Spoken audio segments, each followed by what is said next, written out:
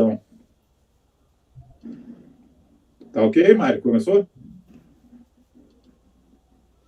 Ok, gravação já iniciada. Então, Ludmila caiu? Eu acho que ela tem um computador só, então ela tem que dar um... Aí, então, só retomando, a gente está retomando o final da tarde do dia 8 de julho de 2020, com todos os conselheiros presentes, para fazer o término da sessão. Julgamos até o item, ao longo dessa tarde, julgamos até o item 223 e mais o item 226 da pauta, e retornaremos agora com 224 e 225, que são do mesmo interessado que o item 226. E com a palavra, devolvo a palavra agora para o relator, doutor Ricardo, para prosseguimento. Por favor, Ricardo. Muito obrigado, senhor presidente. Então, retornando de 226 para 225, a situação que envolve o doutor Antônio Ferreira é exatamente a mesma, mas a DIF é referente ao ano calendário 2007. Retornando para o ano calendário 2004, envolvendo 224 item, envolvendo o doutor Antônio Ferreira, exatamente os mesmos fatos declarados em DIF de 2008. É exatamente igual o processo movimentado da mesma forma, com as mesmas peças, só mudaram-se os anos calendário. O encaminhamento de voto é o mesmo também? Sim, senhor.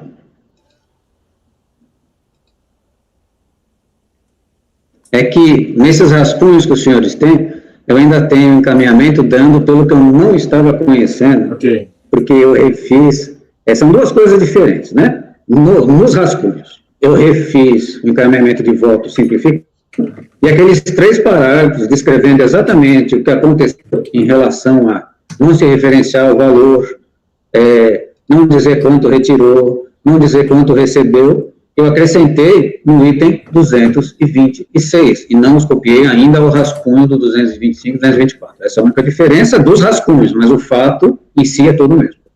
Ok, mas de qualquer maneira, o dispositivo também vai ser igual também, né? O dispositivo vai ser igual, é que realmente eu inverti, deixa eu ver, eu coloquei assim, eu vi a diferença. Não conheço...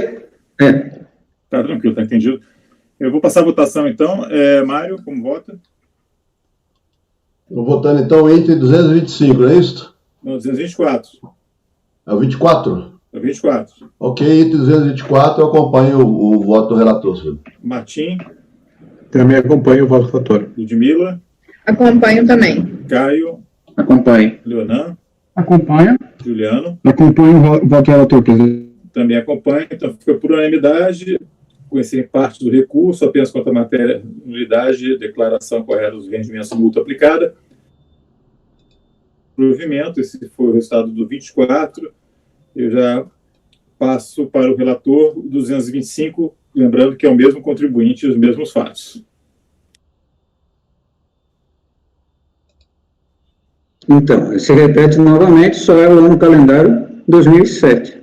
O 224 era 2008 e 225, 2007. Exatamente o mesmo processo, mesma razão de decidir e exatamente o mesmo dispositivo. Ok, deveria ter sido repetitivo, talvez, né, esse processo.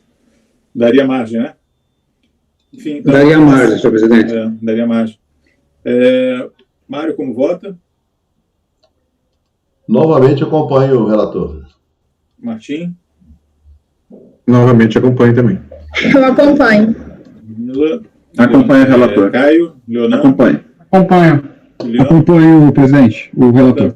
Também acompanho. Então, em resumo, os itens 224, 225 e 226 ficaram com o mesmo dispositivo, que é conhecer parcialmente o recurso, apenas quanto às matérias de nulidade, com a declaração de rendimentos em multa aplicada, para na parte conhecida negar de provimento.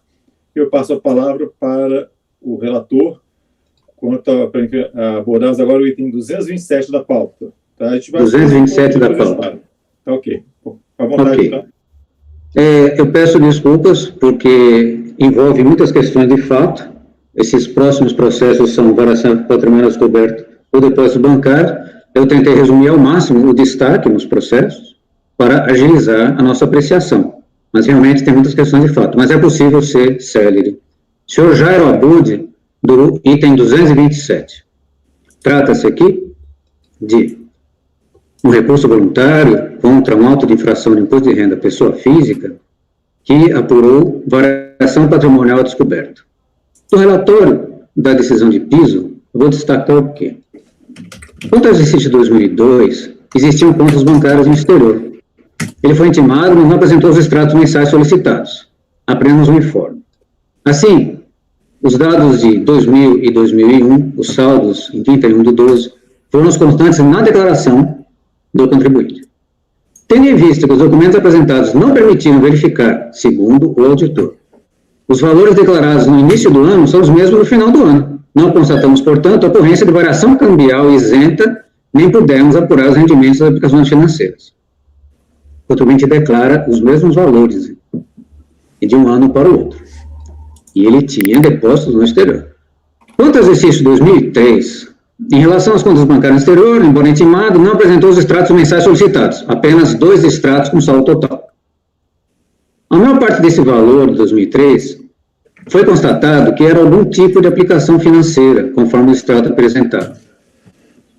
E o auditor acrescenta aqui, da análise da versão patrimonial, foram considerados em relação aos saldos de 2 de 2001 e 2 de 2002, os valores declarados pelo próprio contribuinte em sua declaração. E como os documentos apresentados pelo contribuinte estão incompletos, não foi apurada a variação cambial isenta. Porque depósito no exterior pode ser aplicado uma variação cambial isenta. Ele destaca aqui porque ele não considera como depósito, os senhores vão ver que ele vai considerar como aplicação. O contribuinte apresentou sua defesa, dizendo que foi cerceada a sua defesa quanto aos acessos aos autos. Ele refaz pontualmente cada um dos pontos que foram usados na tabela da variação patrimonial. Não é enriquecedor para a nossa análise apreciar ponto a ponto. Ainda em impugnação, ele fala que a multa de ofício tem caráter confiscatório e não seria aplicável a taxa Selic. E a DRJ manteve parcialmente o lançamento.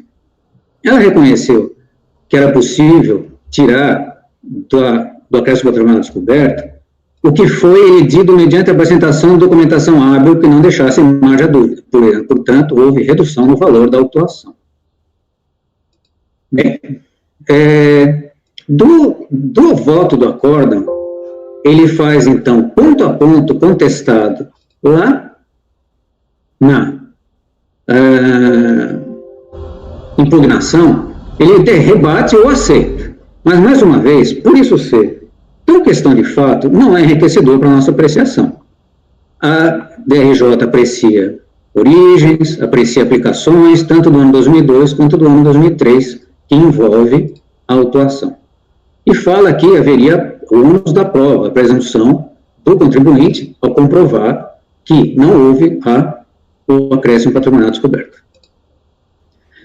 Ele apresentou seu recurso e aponta o quê?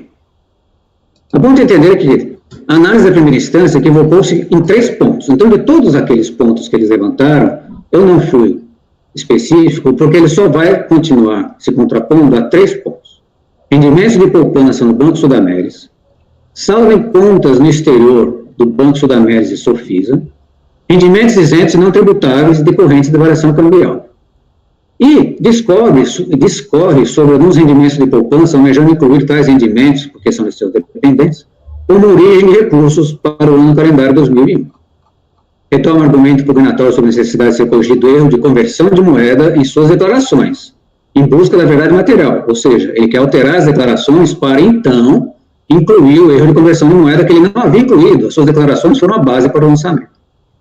E seus argumentos relativos ao entendimento de que o acréscimo patrimonial resultante da variação cambial relativa a depósitos mantidos em instituições financeiras, ele está também reforçando esse argumento impugnatório, ele fala que tais depósitos seriam isentos de imposto de renda, por discordar do relator que foi indicado que a diferença entre aplicações financeiras e depósito de moeda estrangeira não existiria.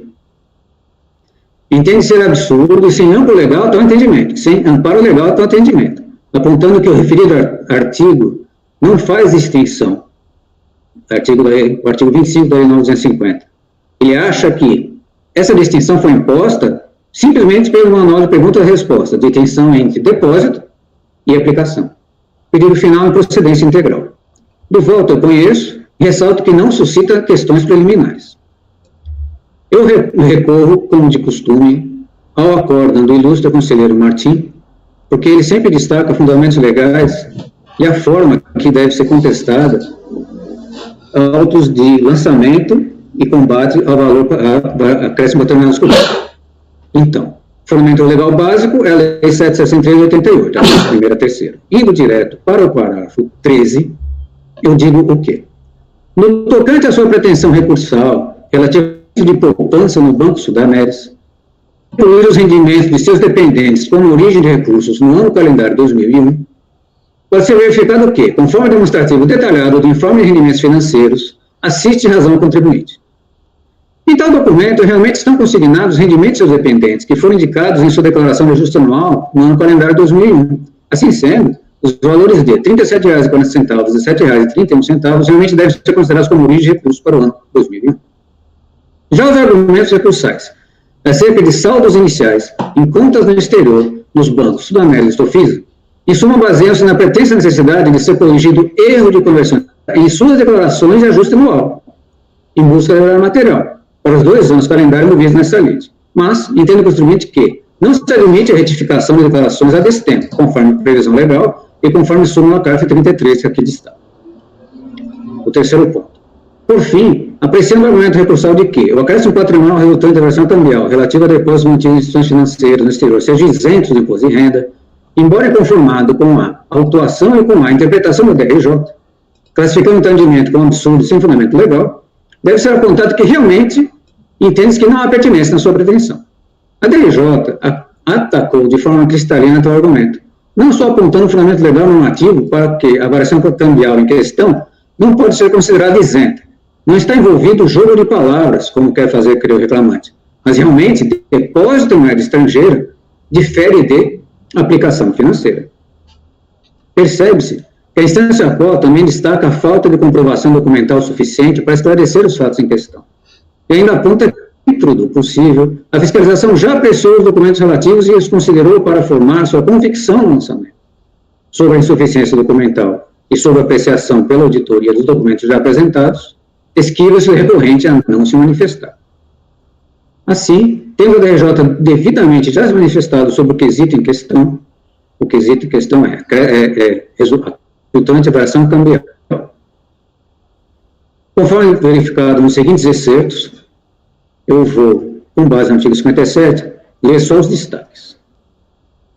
Com relação ao item, documentação não permite certeza a respeito dos saldos em moeda estrangeira, observa que os documentos juntados indicam que a maior parte dos valores não seriam de depósito em moeda estrangeira, mas sim uma aplicação financeira, chamada de, entre aspas, CD, tratando-se, portanto, de bem existente no exterior, e não de depósito em moeda estrangeira, sendo que esta é a hipótese, nos termos do artigo 25, parágrafos 3º e 4º da Lei 9.205, que permite a isenção da acréscimo patrimonial descoberta em razão da variação patrimonial. Ao contrário senso, a DRJ vai apontar a pergunta 409 e está aí também da INSRF 118, só seriam isentos o depósito não remunerado, sendo que a aplicação ela é remunerada. E já que, com relação ao item 2012, observa que a documentação juntada já foi objeto de análise pela fiscalização, não vejo como decidir em sentido diverso já expresso pela fiscalização. E ao terceiro item, inexistem provas hábeis robustas que justificam o pleito. Ademais, o contribuinte não traz aos autos qualquer elemento que demonstre uma eventual apuração de ganho de capital para alegada rentabilidade e de aplicação em moeda estrangeira. Isso se repete em 2003 com relação a saldos de moeda estrangeira que não há como alterar em sua declaração e que a documentação não foi suficiente para mudar o entendimento da fiscalização. Nesse diapasão também, muito pertinente está o exercício decisório sobre o ônus da prova, que caberia ao contribuinte nesse tipo de autuação. Ou seja, ele tem que provar que os rendimentos não tributáveis, sujeitos à tributação exclusiva, já tributados diretamente na fonte, foram utilizados também na acréscimo patrimonial descoberto.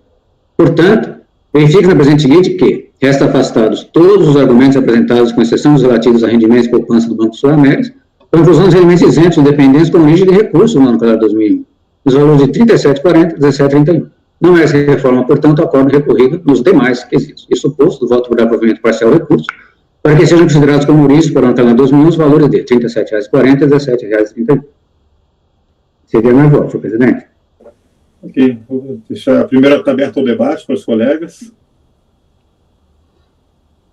Nenhuma observação? Eu tenho uma observaçãozinha, é lógico que o valor é pequeno, mas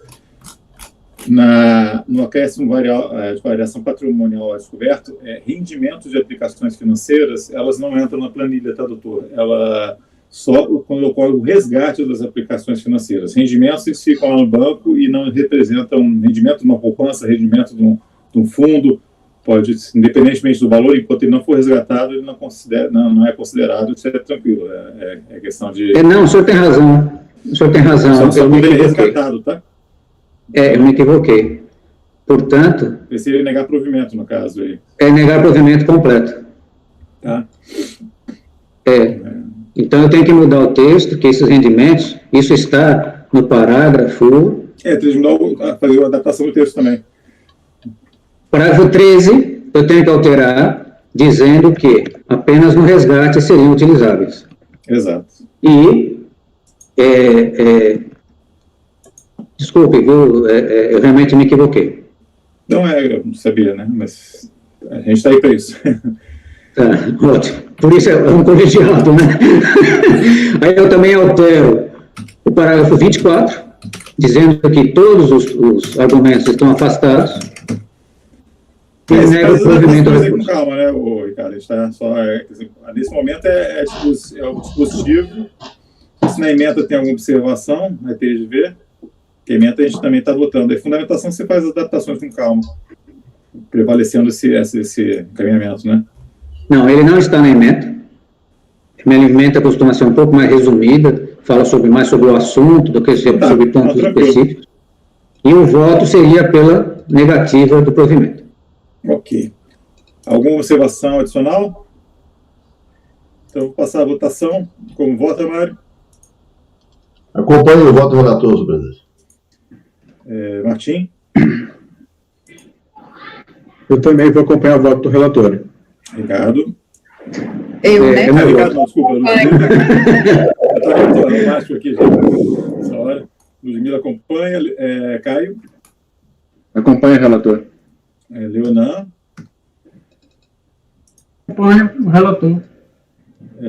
Juliano? Acompanha o relator, presidente. Eu também acompanho. Então, ficou negar provimento ao recurso. Pois esse próximo, James Douglas, é complexo, médio? Como é que funciona? Os três processos próximos são médios e não são simples, são médios e envolvem questões de falta. Tá. Então, vamos deixar para amanhã, já todos cansados. E lembrando que eu organizei a pauta de uma maneira tal que no último dia vai estar um pouco mais tranquilo, ao menos em número de processos, justamente para acomodar esse nosso cansaço justificável com a sessão. Vou pedir, então, que seja interrompida a gravação.